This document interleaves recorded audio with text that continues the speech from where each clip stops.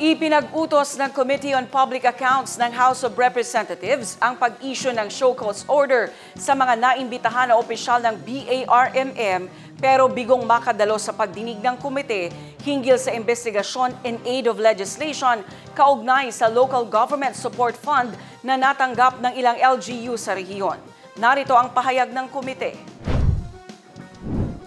A while ago, I manifested that almost all explanation that we have received coming from the BARM officials are all the same. No? So now let us proceed with regards to the excuse letter that was sent to us by the BARM officials.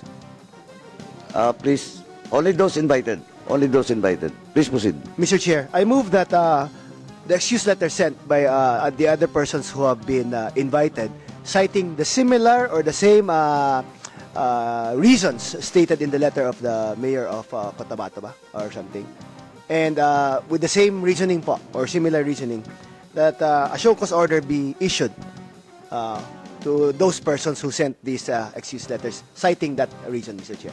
Second, Mr. Chair. There's a motion to issue a show cause order for all those mentioned and mentioned name from the BARM official. Only those invited into this hearing. Let me clear it, only those invited in this hearing. Now, duly seconded.